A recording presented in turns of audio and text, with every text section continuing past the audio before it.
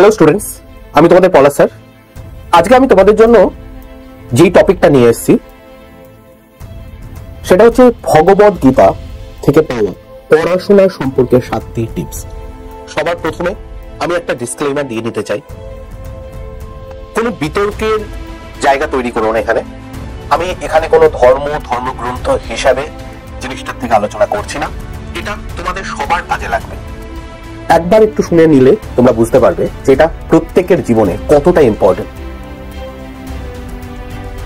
এই টপিকটা আজকে হয়তো তোমরা যারা শুনছো তারা বুঝতে পারবে তোমাদের বাকি জীবনটা শুধু পড়াশোনা নয়, পড়াশোনার বাইরে তোমাদের জীবনটাকেও কতটা এটা বদলে দিতে পারে। তো বিষয়টা শুরু করি। ভগবদ গীতা থেকে পাওয়া 7টা টিপস, যেটা তোমাদের পড়াশোনা বা তোমাদের স্টাডি লাইফে বা তোমরা যারা প্রিপারেশন নিচ্ছ কম্পিটিটিভ এক্সামের জন্য সবার জীবনকে বদলে দিতে পারে, সেই বিষয়ে আমি 7টা টপিক নিয়ে আলোচনা করব। সবার প্রথমে 1 নম্বর মনে রাখো, তুমি যা চাইছো সেটা তুমি পাবে, তুমি যেটা চাইছো সেটা হবেই। সেলফ কনফিডেন্স রাখো। ভগবান কৃষ্ণ বারবার বলেছেন নিজের উপরে ভরসা রাখো। কুরুক্ষেত্রের যুদ্ধ শ্রীকৃষ্ণ যখন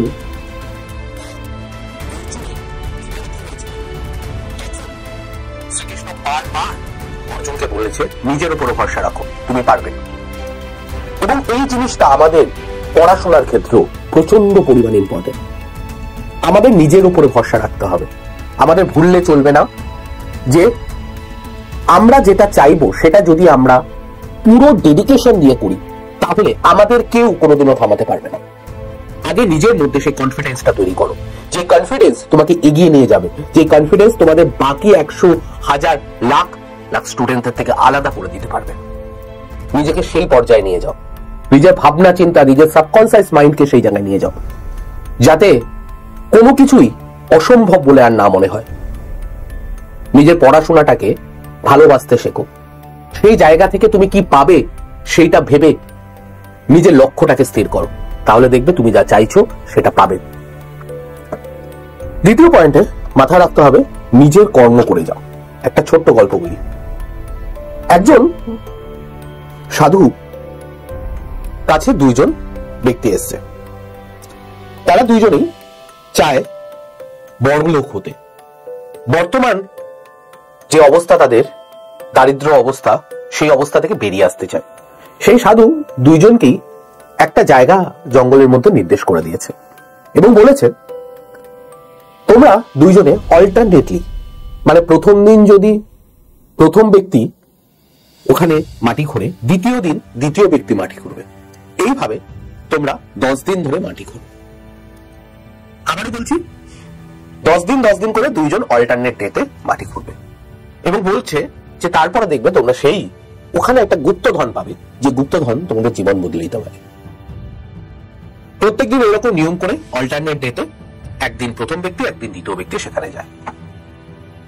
10 দিন হয়ে গেছে, কিছু পাওয়া যায়নি। 12 দিন হয়ে গেছে, 14 দিন হয়ে গেছে, 15 দিন হয়ে গেছে, 18 দিন হয়ে গেছে, 20 দিনের মাথায় প্রচন্ড ঝড় বৃষ্টি। প্রথম বন্ধু ঠিক করলো, প্রথম ব্যক্তি যে সে ঠিক করলো যে আজকে আমি এতদিন ধরে খুঁজছি, পাচ্ছি না যখন, আজকে আর কি পাবো, আজকে ছেড়ে দিই, দরকার হলে কালকে ঝড় বৃষ্টি কমলে আবার যাবো। দ্বিতীয় ব্যক্তি কিন্তু সেইটা করেনি। দ্বিতীয় ব্যক্তি সেই দিনও গেছে এবং তারপরে যদি খুললো, যখন খুলে দেখা গেল সেখানে গুপ্তধন রয়েছে। তাহলে ভাবো, প্রথম ব্যক্তি যদি সেখানে ওই দিন খুঁড়তো তাহলে ওই গুপ্তধনটা কিন্তু তার ভাগ্যে আসতো। তার মানে নিজের কর্ম করো, নিজের কর্মটা করো, নিজের পড়াশোনাটা করো, নিজের প্রিপারেশনটা নাও। আজকে তুমি 1000টা লোককে 1000টা এক্সকিউজ দিতে পারবে যে কেন আমি চাকরি পাইনি। নিজেকে আয়নার সামনে দাঁড়িয়ে সেই এক্সকিউজটা তুমি দিতে পারবে? নিজেকে বলতে পারবে তো, বোঝাতে পারবে তো যে কেন তুমি চাকরি পাওনি?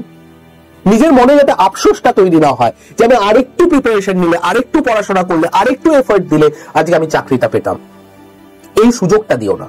নিজের 100% দাও, নিজের কর্মটা ঠিক করে করো, ফলটা ঠিক পেয়ে যাবে।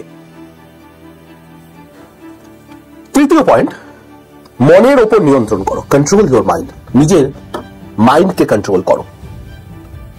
তুমি দেখতে পারবে যে তুমি যা চাইছো সেটা পাওয়ার জন্য নিজেকে কন্ট্রোল করতে তুমি যখন পড়াশোনা করতে বসবে বারবার মনে হবে একটু মোবাইলটা দেখি, হোয়াটসঅ্যাপটা চেক করি, ইনস্টাগ্রামটা চেক করি, বারবার মনে হবে, হয়তো একদম হয়।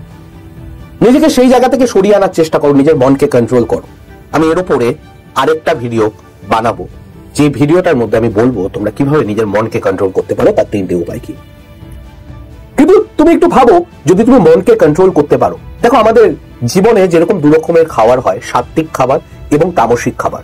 সাত্ত্বিক খাবার মানে সাদা সিধে খাবার, ফল মূল এরকম নিরামিষ খাবার, যেগুলো হয়তো আমাদের মধ্যে উত্তেজনা তৈরি করে না। আরেকটা হয় তামসিক খাবার, যে খাবার আমাদের মধ্যে মাছ মাংস এই ধরনের খাবার, জাঙ্ক ফুড এগুলো। সেরকম আমাদের জীবনে কাজকর্ম 2 রকম হয়, সাত্ত্বিক কাজকর্ম এবং তামসিক কাজকর্ম।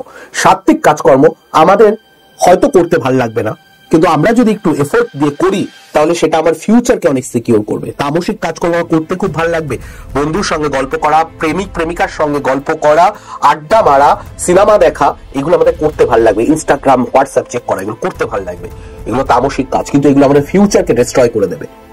চেষ্টা করো সাত্ত্বিক কাজকর্মের মধ্যে নিজেকে ইনভলভ করতে। এগুলোর জন্য একটু সময় লাগবে, নিজেকে সেভাবে মোল্ড করার চেষ্টা করো, কন্ট্রোল করো নিজেকে। চতুর্থ পয়েন্ট যেটা আমাদের মাথায় রাখতে হবে, আসল বন্ধু খোঁজো, রিয়েল ফ্রেন্ডকে। ভগবদ গীতায় শ্রীকৃষ্ণ বারবার বলেছেন অর্জুনকে, নিজে আসল বন্ধু খোঁজো, সঙ্গে নকল বন্ধুদের খোঁজো। আসল বন্ধুরা তোমাদের যেই সাজেশন দেবে সেটা তোমাকে অনেক দূর এগিয়ে নিয়ে যেতে সাহায্য করবে। আর যারা নকল বন্ধু, ফেক ফ্রেন্ড, তারা তোমাকে বারবার ডিস্ট্রাক্ট করবে, বারবার তোমাকে তোমার ঠিক কাজ থেকে ডাইভার্ট করার চেষ্টা করবে। আমি যদি রিয়েল লাইফের এক্সাম্পল নিই তাহলে বুঝতে পারবে। ধরে নেওয়া যাক তুমি পরীক্ষার আগে প্রিপারেশন নিচ্ছ, আগের রাতে বা 1 সপ্তাহ আগে। স্কুল কলেজে প্রচুর বন্ধু তৈরি হয়, কম্পিটিটিভের সময় তোমার ধরো প্রচুর বন্ধু তৈরি হয়েছে। কাউকে জিজ্ঞেস করলে কি রে কতদূর পড়েছে, তো পরীক্ষা হয় না কিভাবে পাস, এত কিছু হচ্ছে, করাপশন হচ্ছে, এই হচ্ছে, ভালো লাগছে না পড়তে, পড়ি। ওকে, আরেকজন বন্ধু তোমাকে বললো, দেখ আমি কিন্তু আমার মতো করে ঠিক মতো পড়ছি, একদম আমি কি হবে জানি না, পরীক্ষা যদি করাপশন হয় হবে, কিছু করার নেই, আমি আমার দিক থেকে 100% এফর্ট দিচ্ছি। তোমাকে চুজ করতে হবে তুমি কোন দিকে যাবে। করাপশনের কথা ভেবে তুমি পড়াশোনায় ছেড়ে দেবে, দেখি করাপশন হোক বা না হোক আমি আমার 100% নেবো, এই দিকে যাবে। তোমাকে বুঝতে হবে সেই ব্যাপারটা। আজকে যদি করাপশন হয় তাহলে সবার জন্য সেটা এফেক্ট করবে, আর যদি সেটা না হয় তাহলে সেটা কিন্তু তোমাদের কাউকে এফেক্ট করবে না। আজকে যদি পরীক্ষাটা স্বচ্ছভাবে হয়, তুমি নিজেকে উত্তর দিতে পারবে তো কেন তুমি চাকরি পাওনি? বলতে পারবে তো আমি ভেবেছিলাম করাপশন হবে, তার জন্য আমি ভালো করে এফর্ট দিইনি? এটা ভাবো, নিজেকে উত্তর দেওয়ার চেষ্টা করো, নিজের প্রশ্ন নিজের উত্তর তৈরি রাখো, যাতে কোনোদিনও গিল্ট ফিলিং তৈরি না হয়। নিজের বন্ধু সেইভাবে চুজ করো। 5 নম্বর পয়েন্টে তোমাদের মাথায় রাখতে হবে, লক্ষ্য ভ্রষ্ট হয়েও না। কোনোভাবেই ডিস্ট্রাকশন যাতে তোমার মধ্যে কোনো রকম কাজ তৈরি না করে। আজকে বারবার এই প্রশ্নটা উঠে আসে, শ্রীকৃষ্ণ অর্জুনকেই কেন শ্রীমদ্ ভগবদ গীতা শুনিয়েছিলেন? এত লোক থাকতে যুধিষ্ঠির ছিল, ভীম ছিল, নকুল সহদেব ছিল, পুরো বংশের অনেকে ছিল, তাদেরকে ছেড়ে কেন অর্জুনকে? কেন অর্জুনের রথের সারথি হয়েছিল? কেন অর্জুনকে ভগবদ গীতা শুনিয়েছিল? তার কারণ তার ডিস্ট্রাকশনহীন অ্যাটিটিউড, তার স্থির লক্ষ্য। অর্জুনের লক্ষ্য ছিল খুব স্থির।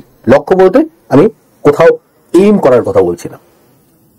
অর্জুন জানতো যে অর্জুনকে কি করতে হবে। অর্জুন ডেডিকেটেড ছিল তার লক্ষ্যের প্রতি, তার জন্য অর্জুন পেরেছিল, এবং তার জন্যই অর্জুনকেই শ্রীমদ্ ভগবদ গীতা শ্রীকৃষ্ণ শুনিয়েছিলেন।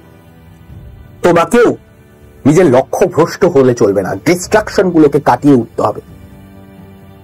ডিস্ট্রাকশন বলতে তোমার মোবাইলের ডিস্ট্রাকশন হতে পারে, তোমার প্রেমিক প্রেমিকার ডিস্ট্রাকশন হতে পারে, তোমার বন্ধু বান্ধবের ডিস্ট্রাকশন হতে পারে, ওয়েব সিরিজ সিনেমার ডিস্ট্রাকশন হতে পারে, খেলার ডিস্ট্রাকশন হতে পারে, টিভির ডিস্ট্রাকশন হতে পারে, আত্মীয় স্বজনের ডিস্ট্রাকশন হতে পারে, আশেপাশে চিৎকার চেঁচামেচি হচ্ছে তাই ডিস্ট্রাকশন হতে পারে। ডিস্ট্রাকশন প্রচুর থাকবে, সেইগুলোর থেকে লড়াই করে জেতাই তো জীবন। তোমাকে সেই লক্ষ্য স্থির রাখতে হবে, লক্ষ্য ভ্রষ্ট হলে হবে না। এমন ভাবে নিজেকে ফোকাস করো যাতে কোনোদিনও কোনো কিছুই তোমার সেই লক্ষ্য ভ্রষ্ট করতে পারে না পারে। নিজেকে সেই জায়গায় নিয়ে যাও। 6 নাম্বার পয়েন্ট, নিজের মূল্য বোঝো। নিজেকে বোঝার চেষ্টা করো। শ্রীকৃষ্ণ বারবার বলেছেন নিজের ভ্যালু বোঝো, নিজের মূল্য বোঝো। নিজের মূল্য বোঝো, সঙ্গে নিজের যে সময়, সেই সময়ের মূল্য বোঝো। ভ্যালু দাও, নিজেকে ভ্যালু দাও। নিজেকে ভ্যালু দেওয়া মানে নিজের সময়কে ভ্যালু দাও। তুমি কি, তুমি এই সময়ে রয়েছো, সেই সময়টা তুমি, যেই সময়টা তুমি কাটাচ্ছ সেই সময়টা তুমি। তুমি এই পৃথিবীতে যত সময় ধরে আছো সেই সময়টুকুর ভ্যালু করার চেষ্টা করো। জীবনে প্রত্যেকের কাছে 24 ঘন্টা থাকে। তোমার 24 ঘন্টা তুমি কিভাবে কাটাবে সেটা তুমি ডিসাইড করবে। সেই 24 ঘন্টাকে তুমি প্রপারলি এক্সিকিউট করবে। আজকে তুমি